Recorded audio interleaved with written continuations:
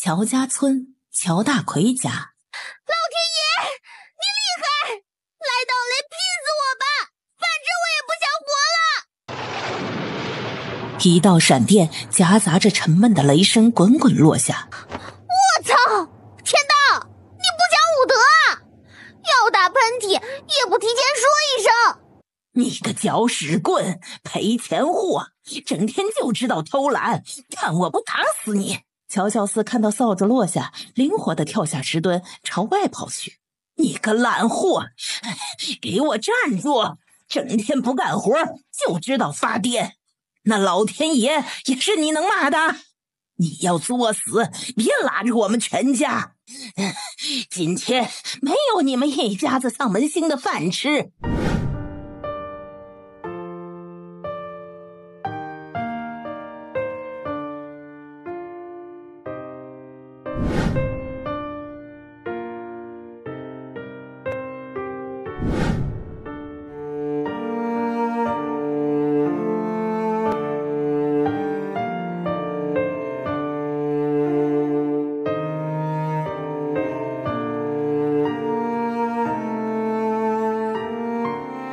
最惨的还是他们三房。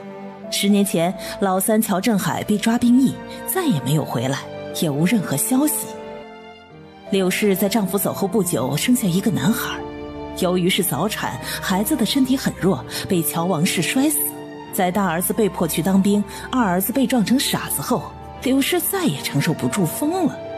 大女儿乔夏也被逼成了抑郁症，她是现代的一名外科医生，在末世来临，意外得了一个玉佩空间，疯狂地囤积了很多物资。没想到被人偷袭推下楼，魂穿到了同名同姓的乔东身上。每天有干不完的活，吃不饱的饭，挨不够的打骂。可以说，他们一家子是疯的疯，傻的傻，死的死，失踪的失踪，还有一个得了抑郁症的。这样的日子，他是真心不想过呀。可是又舍不得这第二次活命的机会。好死不如赖活，加油吧，乔东，你能行的。从昨天他醒来后，知道自己穿越了，就一直在联系自己的空间，可就是没有任何反应，在心里默念着自己想要的东西。没有，还是没有。他的空间，他的物资咋就没了呢？他不知道的是，大圣国的某一处，一个满身是血的身影稳稳地站在高处。他们刚刚又经历了一场殊死搏斗，在没有粮食的情况下，不知道还能坚持多久。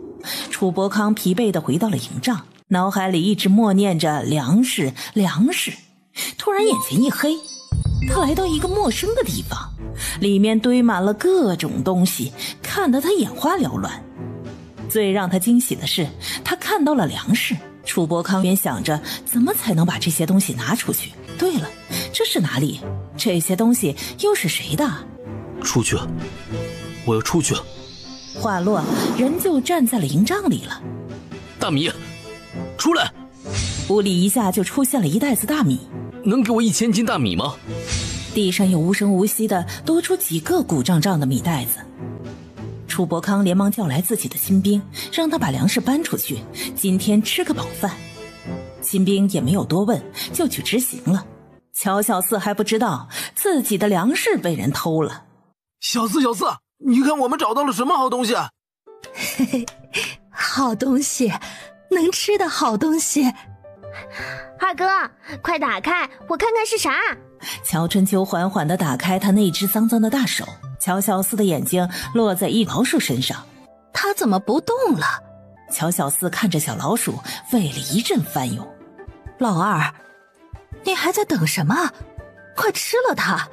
见傻二哥真的要往嘴里送，而且还是往他嘴里送，下意识的就去抢过小老鼠，扔得老远。那个小老鼠已经死了，不能吃了。走，咱们去找别的东西吃。你们不是在干活吗？怎么跑到这里来了？我们找到了一个耗子洞，里面就只有一只，想着来找你，咱们一起吃。对了，还有给大妹留一块。一只才出生的小老鼠要4个人吃，怎么吃啊？乔小四带着他们往旁边的大山上走。这周围能吃的早就没有了，只有那座无边无际的大山上才会有。可能是很少有人来的缘故，这里有很多新鲜的野菜。疯娘和傻二哥看到野菜，眼睛都亮了。在他们的认知里，这些都是能吃的。乔小四正回牛的时候，不远处传来窸窸窣窣的声音。顺着声音看去，一条比婴儿手腕小不了多少的乌哨蛇正昂着头看着他们。乔小四的口水都快流下来了。肉啊，好香的肉啊！手里拿的是一块巴掌大的石头，见到蛇晃脑袋，乔小四手里的石头也跟着晃，晃着晃着，石头就脱了手。那只蠢蛇脑袋晃得正欢呢，冷不丁的就被石头给砸中了。娘，你这是干嘛？拿回去炖汤。不能拿回去，要是拿回去了，我们就吃不着了。小妹说的对，不拿回去。吃。为了防止意外发生，乔小四用了一个最简单的方法，烤。突然他脑海里出现一个声音，主人主人，听着很遥远的样子，又看向四周，并没有发现人影，摇摇头，肯定是自己幻听了。可以吃了。怎么啦？怎么不吃啊？是不是不好吃啊？我们一起吃。吃吧，一会儿冷了就不好吃了。乔小四看向娘和二哥，只见两人小口小口地咬着蛇肉，就像在品尝什么山珍海味似的。娘，二哥，别光吃肉，还是要吃些菜。俩人点点头，接过野菜大口大口吃起来。小四，娘还要吃。先忍忍，回去跟姐姐一起吃。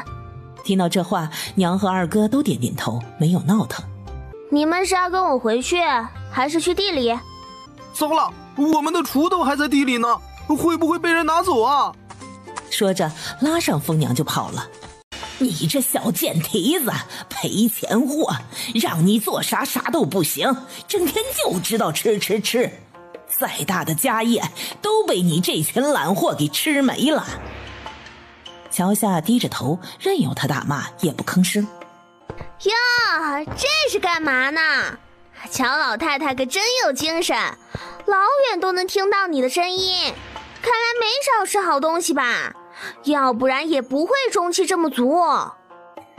你个死丫头，你死哪儿去了？这会儿才回来，还不赶紧去割猪草？没听见那猪都饿得嗷嗷叫了吗？说完就要去打小四。哪儿来的肉香啊？说，你是不是偷偷的吃了啥好吃的？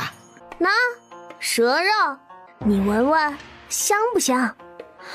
告诉你啊，这蛇肉可好吃了。哎呦，我的老天爷呀！乔小四，你这个不孝敬长辈的，那么大一条蛇都被你霍霍的只剩个尾巴了。哎呦，我的老天爷呀！乔小四，你这个不孝敬长辈的，那么大一条蛇都被你霍霍的只剩个尾巴了。说，其他的肉都去哪儿了？当然是进肚子了呀。哎呀，你个丧门星啊！怎么把肉全吃了，就不知道拿回来孝敬你爷你奶？爷奶有大伯大伯母孝顺就够了，哪还用得着我们这些丧门星孝敬？难道就不怕离我们太近了，跟着倒霉？娘，还没等他把话说出口，乔王氏一个冷飕飕的眼神扫了过来，吓得他立马住了嘴。奶，我刚才听到你们说什么蛇尾巴，是不是蛇的尾巴呀？听着就吓人。哼，既然夏雨姐这么害怕，那一会儿可别吃。姐，快吃。这时外面传来脚步声，进来的是大堂哥乔张平。他一进屋，先是扫视了一下四周。小四，听说你拿回一根烤好的蛇尾巴？是啊，是拿回来一根蛇尾巴，不过被奶奶拿走了。那蛇很大吧？怎么只剩下一根尾巴了？其他的肉呢？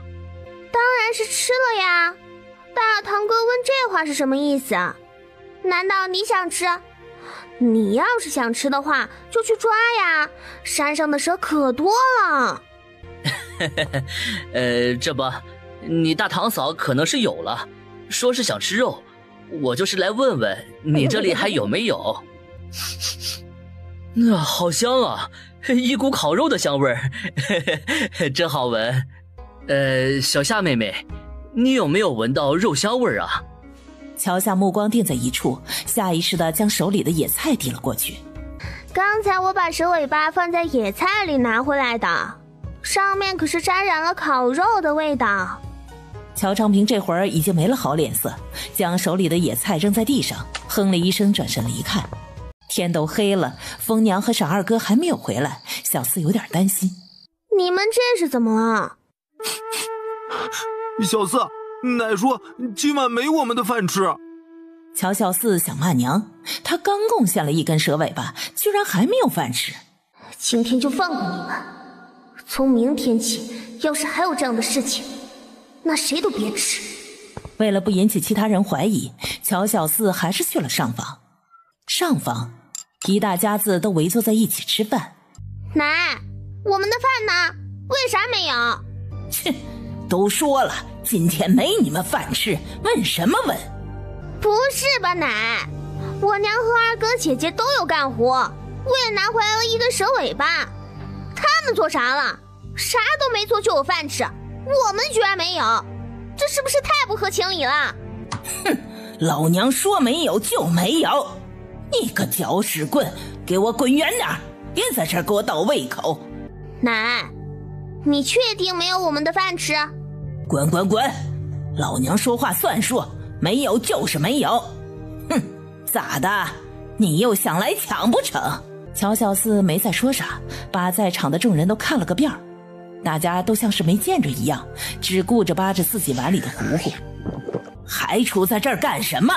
明天一早起来就得去给我打猪草，别想偷懒，要不然明天也没你们饭吃。知道了，奶。说完，头也不回地离开了。就在小四快要回屋的时候，一个身影悄悄地窜了出来，是二房最小的乔洋洋，偷偷地塞了一个东西在乔小四怀里，迅速地跑开了。捏了捏怀里的东西，小四发出真心的微笑。看到乔小四回来，二哥和柳氏就跑上来拉他喊饿。乔小四让他们再等一等，等到大家都睡了以后就有吃的了。两人都听话的点了点头。小四，你的头还痛不痛啊？乔小四这才想起来自己被爆头的事情，摸了摸被他忽略的伤口，痛得他嘶了一声。疼，真他娘的疼啊！你傻呀，没事摁他干什么？我看看有没有流血。哎，居然没流血，伤口都快长到一起了。看来有些人还不死心呢。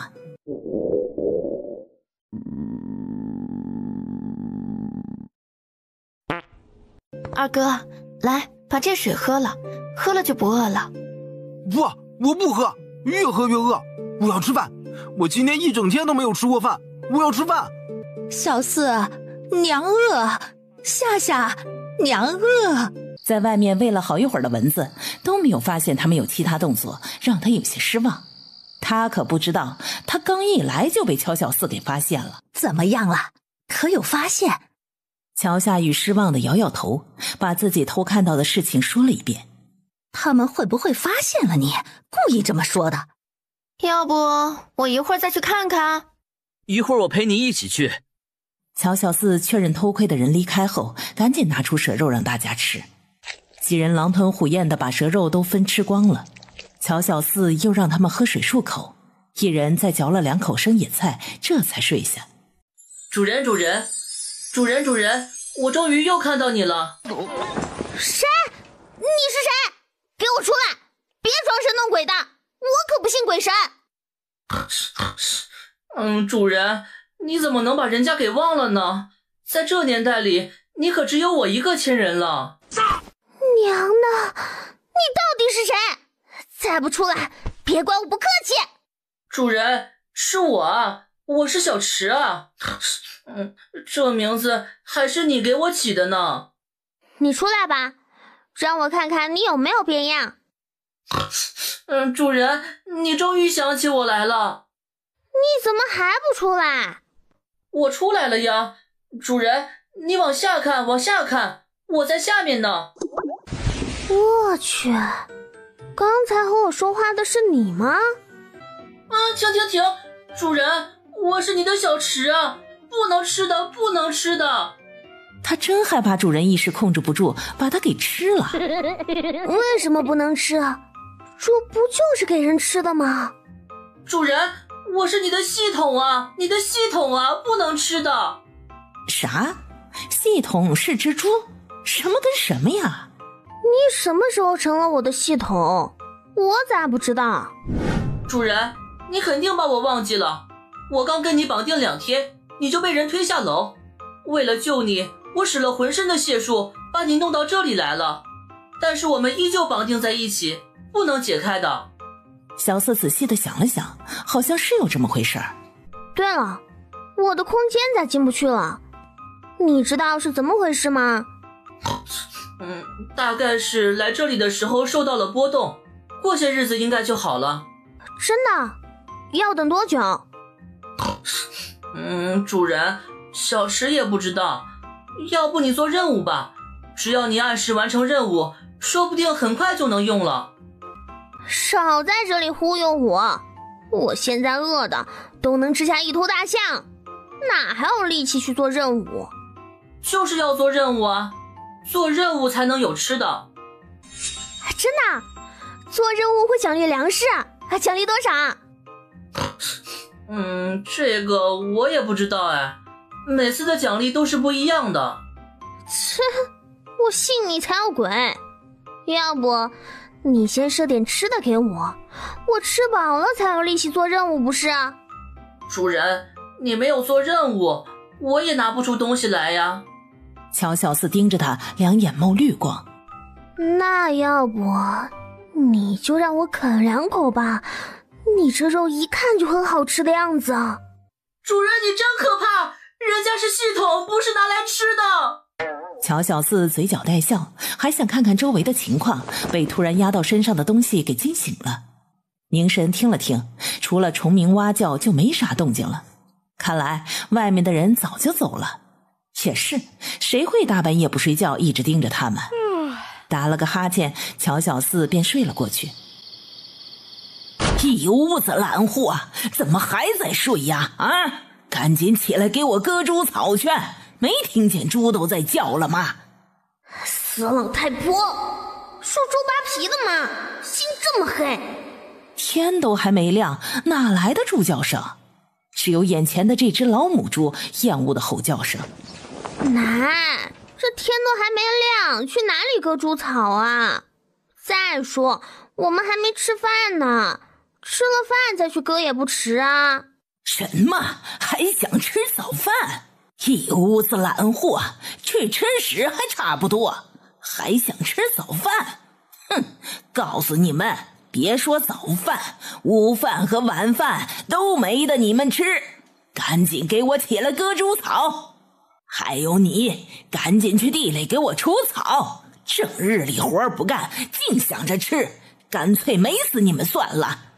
娘的，光想让他们干活，不想让他们吃饭，哪有那么好的事儿？小四，快走吧，一会儿奶奶又要骂人了。摸黑去厨房里舀了点水出来，招呼大家洗脸，这样就会清醒很多。有没有泻药？没有完成任务，啥奖励也没有。主人，现在发配任务，任务就是让这一大家子都拉肚子。乔小四一愣，这不正是他想做的事情吗？行啊，那就接下吧。他记得山上有一种植物，它的叶子吃了能拉肚。趁着现在他们都还没有起来，那他是不是可以行动了？想到这里，乔小四差点笑出声，催促着母子几人快走。乔老太婆一直在窗户里面偷看，见他们出了门，这才回去睡下，心里还不住的冷哼，亮这几个扫把星也翻不起什么浪。乔小四有现代的记忆，也有原主的记忆，带了娘几个去了安全的地方，让他们坐在这里休息，等天亮了再割草。哎，小四，你这是要去哪里呀？这黑灯瞎火的别乱跑，小心摔着。我去方便一下，可能要久一点。你们就在这里，别走开啊，不然一会儿我找不到你们。那你快去吧，小心些。原主乔小四会一些功夫，跟着村里一个老猎户学的，再加上他胆子比较大，又遗传了柳氏的大力气，老乔家人还是有点怕他的。主要是乔小四太能找事儿了，又有一股狠劲儿，只要是他看不惯的事儿都要搅一搅，所以乔老太婆才给他起了一个外号搅屎棍。小四，你里面装的是啥呀？好东西，先别问，快来帮忙。二哥，该干活了。小四，干嘛？来，把里面的叶子给我揉碎了，放到里面来。干嘛？这是要干嘛？这个能喝吗？不能喝。不能喝？那你拿来干嘛？别问那么多，快点帮忙，一会儿天都亮了。嘿，娘知道，小四啊，你肯定要干坏事儿。早就想好了的事情，所以小四在出门的时候便拿了一个陶罐，等把所有的叶子都放在水里面，又揉又搓的过了一遍水，小四才让他们洗干净了手，在这里等着。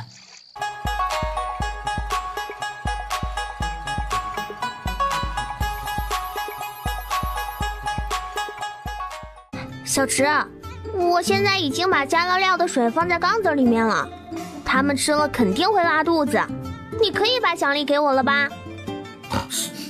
主人，你虽然已经做到了，但他们还没有吃呢，效果怎么样还不知道。唉，真麻烦。小四，你干什么去了？不会有事儿吧？我知道，小四干坏事去了。小四，夏夏，我好饿呀！我也好饿呀。乔小四看了看远处，林间传来清脆的鸟叫声，忽略饿肚子的感觉，应该是一幅很美的画面。乔老太婆起来的时候，家里静悄悄的，去后院看了看，二房的乔星星和乔洋洋正在打扫鸡圈和猪圈，不见姜氏和乔西西，便骂道：一个个的懒货，一大清早的都死哪里去了？奶，我娘和三姐去河边洗衣服了。乔老太婆瞪了他们两眼，转去了大房的屋门外。吕氏，你个懒婆娘，还不快起来做早饭？怎么还要等我这个当婆婆的做好来喂你？来了，马上就来。懒婆娘，还不快去煮饭？想饿死我不成？娘，姜氏去哪里了？她怎么没做饭呢？怎么，你要去洗衣服，换她回来做饭？娘说哪里话，我只是随便问问。呸！死老太婆，就你能的，每天不是骂这个就是骂那个，好吃的全都被你给吃了，瞧把你养的，猪圈里的几头肥猪都没你肥。呸！死老太婆，就你能的，每天不是骂这个就是骂那个，好吃的全都被你给吃了，瞧把你养的，猪圈里的几头肥猪都没你肥。下雨，你这死丫头，还不快点起来烧火，等着你奶一会儿打死你。乔夏雨其实早就醒了，也听到他奶骂他娘的话，但他就是不起来。他本来就是好吃懒做的性子，能偷一会儿懒那就偷一会儿。吃饭的时候没见到三房一家人的身影，大家都心照不宣的没有人问，完全就当他们不存在。姜氏小心的用眼神询问自家的三个闺女，三个闺女都微微摇头，表示不知道。乔小四他们这边有些惨，盯着露水在林子里面穿梭了好一阵，都没找到吃的。乔夏又在催促赶快割猪草，要不一会儿回去又要挨打挨骂。姐，你别把他们想得太好了，别说你割完猪草回去，就是你把地里的活都干完了，回去都没你吃的。姐，你别把他们想得太好了，别说你割完猪草回去，就是你把地里的活都干完了，回去都没你吃的。哪一回那老太婆说不给我们饭吃，变过卦的，一直都是说到做到。夏夏，听小四的，不回去。我们不回去又能去哪里呢？万一他们出来找我们怎么办？姐，你想得太美了吧！你就是今天晚上都不回去，他们也不会出来找你的。他们不会找的，不会找的。那我们现在怎么办呢？要去哪里？走，咱们去找吃的。小四，那边山上不能去，很危险。不去那边山上，这些地方哪来的吃的？早都被其他人找了几百遍，就是捡漏也没有我们的份。可是那里很危险，有很多的野兽。放心，有我在，不会有危险的。俗话说，不入虎穴焉得虎子。走吧，去试试。放心，有我在，不会有危险的。俗话说，不入虎穴焉得虎子。走吧，去试试。乔小四带着几人来到一条小溪边，看见有水，乔小四的眼睛就亮了，蹭蹭蹭地跑过去，盯着水里瞧。小四，这里面没有鱼。你怎么知道？因为我们经常来这里面洗澡呀。这水呀是山上下来的，没鱼。有吃的了。哪儿呢？在哪儿呢？我咋没看到啊？乔小四抓起一个跟他拳头一般大的螺丝，挥挥手。还是肉嘞。小四，这个能吃吗？能吃，小四说能吃就能吃。吃。娘，这是生的，还不能吃，等我烤好了再吃。一家子可以说是早饭午饭一起吃，吃的别提多欢乐多热闹了。等吃完这顿丰富的早餐后，母子几个又顺着河沟往前走。其实乔小四很郁闷，别人穿越成农女，到处都能找到吃的喝的，什么蘑菇之类的，土族人根本就不知道能不能吃。穿越女就可以利用蘑菇卖银子，可他倒好，这里的人不但知道菌子能吃，还知道晒干了保存起来，这是断了他的发财之路啊！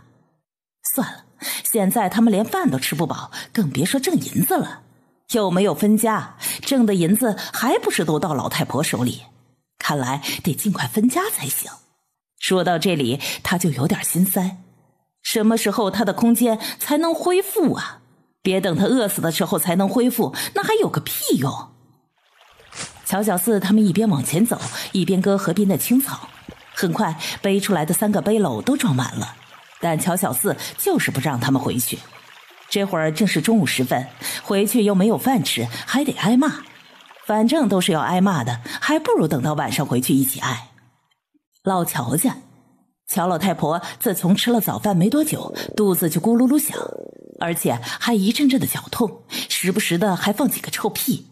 乔老头实在是闻不了屋里那个味儿，便借口躲出去了。其实他也想放屁来着，现在出来终于可以放了。哪知噗的一声响，乔老头还以为是自己放的，听到一旁有动静，扭头一看，居然是吕氏。没家教的东西，还不给我滚！别影响他放屁。不行，他怎么感觉肚子又胀又痛，很想上茅厕啊？谁在里面？爹，是我。乔老大吃过早饭溜达了一圈，感觉肚子不舒服，便回来蹲了一次茅房。出去后不但没有好转，肚子反而又痛又响，来来回回跑了3遍还是不行。这会儿蹲在茅坑里就不想起来。还没好吗？快点儿！见他出来，乔老头风一样的冲了进去。他爹可真是老当益壮啊，拉个屎还这么厉害。娘，别去，爹在里面呢。乔老太早就已经跑过去了，哪还听到他的声音？知道茅坑里面蹲的是乔老头，想也没想的就冲了进去。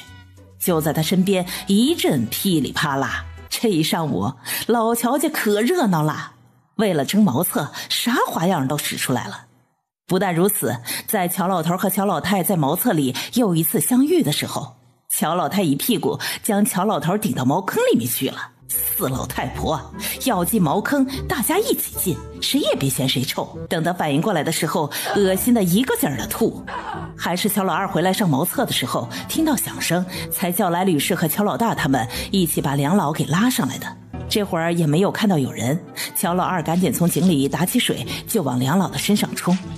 乔老头和乔老太两人又惊又吓，再用冷水这么一激，立刻就倒在地上了。姜氏带着自己的3个女儿去地里除草，由于他们也是不受待见的，虽然有饭吃，但是吃得少，因此并没有其他人厉害，根本就不知道家里出事儿了。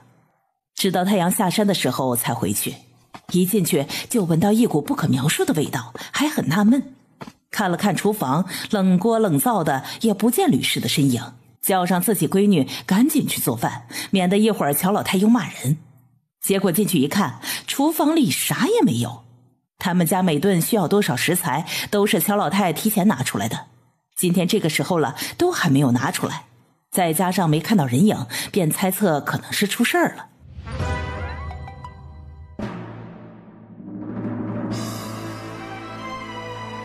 来人呐！来人呐！死人了！死人了！喊完这些，他便瘫倒在地上瑟瑟发抖。乔老二刚领着大夫进了院子，就听到姜氏惊恐的喊声，吓得他赶忙冲进屋里。大夫皱着眉头，强忍着钻入鼻尖的味道，给2人把了脉，又开了药，这才让乔老二送他回去，顺便拿药。小四，家里是不是出事了？我的心咋跳得这么厉害呢？能不出事吗？他下的量可是足足的。乔小四他们把猪草背去了后院，顺便抓了些给嗷叫的大肥猪。看着眼前屁股圆溜溜的肥猪，乔小四的口水不争气的又往下淌。别看了，快走吧，一会儿奶奶又要骂人了。怕个毛啊，说不定那老太婆拉得都起不来床了，哪还有心情管他们。至于晚饭的事，他们根本就不奢求，反正他们回来之前已经吃饱了。半夜时分，睡得正香的小四被系统猪给叫醒了。别吵，我要睡觉。系统见叫不醒主人，便放弃了，想说等他睡醒了再说吧。猪猪，我的奖励呢？怎么还不给我？你是不是想要吞没？主人，你别把人家想的那么坏，人家拿着这些东西也没用。再说了，这是主人的奖励，小吃怎么会贪墨呢？行啦，到底是什么？赶快把奖励拿出来！我说你这只蠢猪，耍我呢！合着我忙了半天，给的奖励就是这颗珠子。你以为我是3岁小娃，还喜欢这玻璃弹珠？我要吃的，我要银子，给我这干嘛呀？主人，这可不是普通的珠子，这珠子的作用可大了。把珠子凑到眼前，左看看右看看，也没有看出什么不同来。这珠子可以当成武器，也可以当暗器使用。你蠢啊！我把它当成暗器甩出去，我再到处把它找回来。你是不是嫌我太闲了？我还没说完呢，不用你去捡，你只要把它甩出去，心中默念回来，它就立马回到你手中了。不信你可以试试。你说的都是真的？真有这么好的事情？那我就先试试。要是你敢骗我，你就死定了。轻轻地下了床，来到院子外面，看见大房的位置，嘴角勾起一丝坏笑，手一扬，嗖的一下，大房的门就传来扑哧一声响。乔小四赶忙跑下自家躺下，心中默念回来，手中立马多了个东西。他有点好奇，这么大的动静咋没人出来看呢？其实乔小四冤枉人家大房的人了。律师啊，你这个脏婆娘怎么可以拉在床上啊？你咋这么邋遢呀？还说我？你不一样也拉在裤子里了。咱们大哥不说二哥，谁也差不多。这一夜对乔小四他们一家来说是睡得最踏实的一晚。小四姐，你知不知道昨天咱们家可出大事情了？出啥大事了？于是乔洋洋就把自己知道的事情说了一遍，说完后还幸灾乐祸的嘿嘿笑。看来今天早上也没他们的饭吃了。那老太婆死抠死抠的，她吃不下，别人也甭想吃。他们倒是可以在山上找些吃的，可怜二房这母女几个又要挨饿了。这时乔洋洋听到了上房有动静，吓得他立马溜了出去。乔小四眼珠子转了转，轻轻地走到乔老太他们的屋子外。爷奶，听说你们生病了，有没有请大夫？要不我去给你们请。已经请过了。这会儿他还有些动容，这么多孩子当中，只有这个最不受待见的来看了他们一眼。奶，你还好吧？死不了。那奶，我们今天还是去割猪草吗？去吧。奶，我们昨天在河边发现了很多嫩嫩的猪草，咱们家的猪可爱吃了，都吃了2大背篓。今天我们还去那边割，就是有点远。乔老太闭上眼睛，意思就是别在这里磨叽，快滚吧。乔小四出来的时候，正好碰到眼巴巴看着他的柳氏和乔春秋。不用问，乔小四就知道他们肯定是饿了。娘，二哥，快去背背篓，咱们还是去昨天割猪草的地方。二伯母，你们今天还是要去除草吗？江氏弱弱地看了一下上方的位置，点点头。这时乔夏已经把背篓拿过来了，母子几人便出了门。娘，要不我去找奶要粮食煮饭？都啥时候了还想着吃饭？你爷奶在屋里躺着，你们都没出去看一下，净想着吃。赶快去地里除草，别惹得一会儿你爷奶骂你们。听着这话好像是为他们好，实际上一点也没替他们着想。昨天夜里他们都没吃饭，今早又没得吃，看来要饿一天了。乔小四带着乔夏他们往山上走，一点要停歇的意思都没有。小四，你这是要去哪里呀？咱们不是要去割猪草吗？他这姐还是真的老实，明显的今天他们没饭吃，还巴巴的想着割完猪草回去。回去干嘛？回去挨骂吗？他今天上山来可是带着目的的，老乔家他是实在待不下去了，要分出来的办法多的是，但是分出来后他们要怎么生活？那必须是得有粮食啊，粮食需要银子买，那他首先就要有银子。老乔家他是实在待不下去了，要分出来的办法多的是，但是分出来后他们要怎么生活？那必须是得有粮食啊，粮食需要银子买，那他首先就要有银子。哎，小四，不能再往里了，里面很危险。这山上的确危险，但危险的地方好东西肯定多。咱们在老乔家想要吃饱饭那是不可能的，不但吃不饱，还有干不完的活，挨打挨骂那更是家常便饭。这样的日子你们想一直过下去吗？反正我是不想的。小四，我不要过这样的日子。孩子，我的孩子，哎，你弟弟呢？你弟弟去哪儿了？见他又想起那个被摔死的小弟弟，乔小四握着他微凉的手。娘，弟弟不是生病了吗？被送去很远的地方看大夫了吗？你这会儿怎么又想起他了？娘，弟弟不是生病了吗？被送去很远的地方看大夫了吗？你这会儿怎么又想起他了？哦，对呀，我咋忘了呢？你大哥不是去看他了吗？咋还不回来？弟弟那么小，得有人守着他呀，这不是你说的吗？对，那你爹干啥去了？嗨，你爹真是个不靠谱的，这么久都没回来看我们了。他要是回来，咱就把他赶出去。见柳氏又发病了，乔夏一下就默认了。接下来的路，不管乔小四怎么走，他都没管。要不我教你们唱歌吧？好啊，我要唱歌。一只猪羔夜，南渡望洋海，众人划江游，开动大帆船。正当大家都唱得起劲儿的时候，乔小四立马给他们做了个噤声的手势。他指了指前面的草丛，又示意他们站在原地别动。他猜测这里面应该是一只出来觅食的野鸡。乔小四眼疾手快地拿着珠子，朝一只最大最肥的野鸡砸了过去。不知是野鸡运气不好，还是乔小四靶子瞄得太准，反正这只野鸡是没跑得掉。柳氏站在一旁，一直伸手去扯野鸡毛。乔小四知道大家都饿了，便找了一处有水的地方，把野鸡处理干净。早上他偷偷溜进厨房，抓了点盐放在身上，今天有了盐，这野鸡应该会更香才是。主人，有新任务了，要不要接？什么任务？说来听听。就是不远处有一条蛇，只要你抓住它就行了。那抓到的蛇要怎么处理？有没有明确规定？没有，只说要你抓住它。好嘞，我这就去。你们在这里等我，我去方便一下。你去吧，我们不会乱跑的。没一会儿，乔小四就回来了，手里还捏着一条菜花蛇。他熟练的清理好，直接就烤上了。小四，你怎么不抹盐？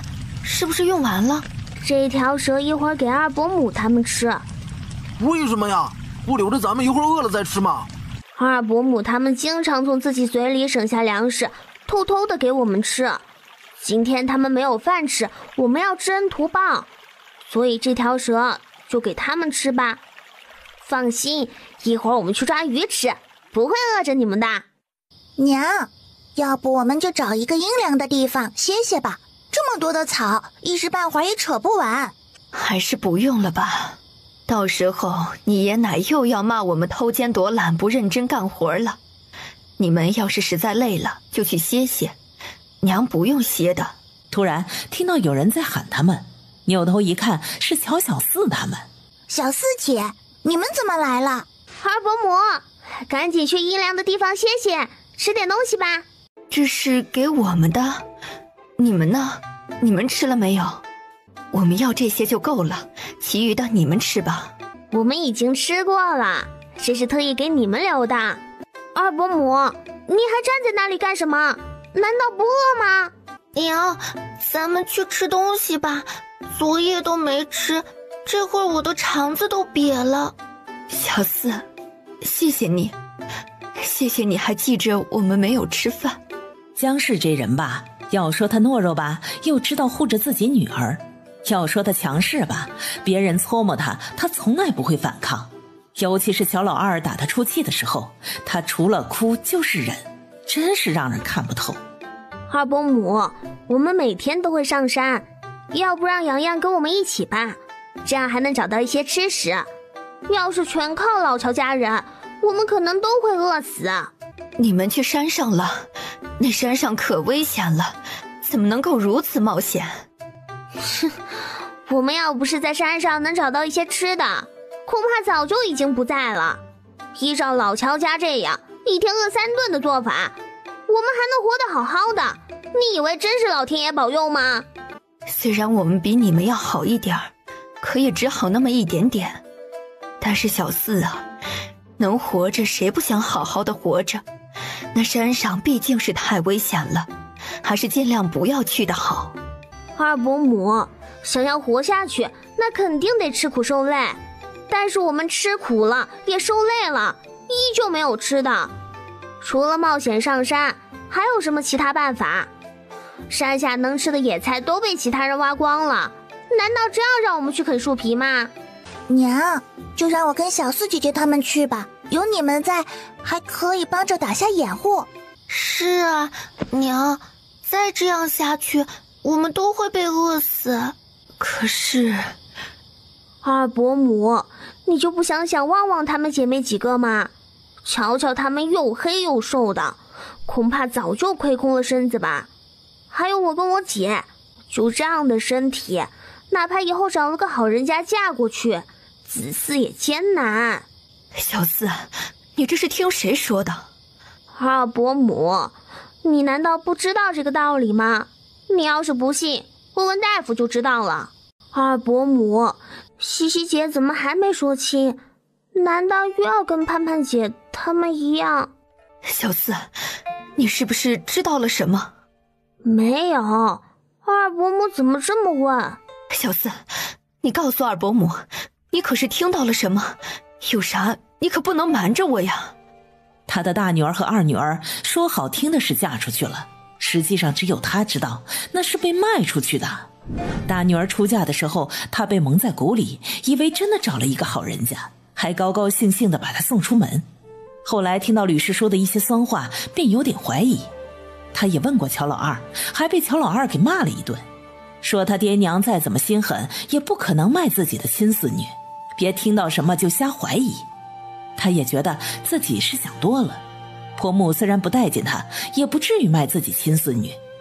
后来二女儿的事情她便知道了，亲耳听到婆婆他们在屋里商量，要让男方拿10两银子一次性买断，否则就找下一家。乔老二当时也在里面，还帮着出主意，说是嫁出去的女儿泼出去的水，以后就不用回来了，能多得点银子也好。当时的他气得差点晕过去，不管不顾地冲进去，说他不愿意，就是再苦再累也不会卖女儿。可等来的却是乔老二毫不留情的一顿毒打。公公和婆婆就在一旁冷眼旁观，时不时的还让乔老二打重一点，要不然他不长记性。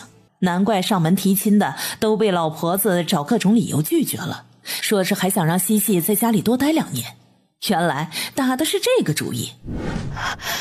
小四，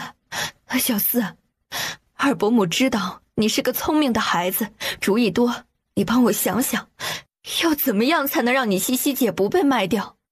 二伯母，这种事情全要靠你，只要你强势起来，没人能卖得了你的女儿。可是我要怎么强起来？你爷奶那里我不敢造次，稍不注意就是一个大不孝的罪名盖下来。我倒无所谓，我的孩子怎么办？还有你二伯父，那就是一个没有心的人，他眼里有的全是他的父母，至于自己的妻儿，那都是外人。虽然自家的日子都不好过，但他也不想让自己堂姐被卖，说不定以后他也会成为被卖的那个人。说什么也不能让乔老太婆打他的主意。哼，不是说他是搅屎棍吗？那就把这个想法给他搅和黄了。至于姐姐乔夏，从小就定了一门亲，而且男方条件很好，乔老太婆是不敢把主意打到他身上的。二伯母，你要真相信我，以后就听我的。不但你要强势起来，西西姐他们都要强起来。我会一点武功，你们都知道吧？以后就让西西姐他们跟我一起练。放心，咱们早上早点起来，不耽误干活。不过咱们得偷偷练，不能让其他人知道。还有，就按我先前说的，让洋洋跟着我们一起上山。反正现在也没其他的活儿，只是除些草，你们也能做。要是有人来了问起，你就说洋洋去方便了，或者说是去打水了，千万别说漏嘴了。好，小四，我们以后都听你的。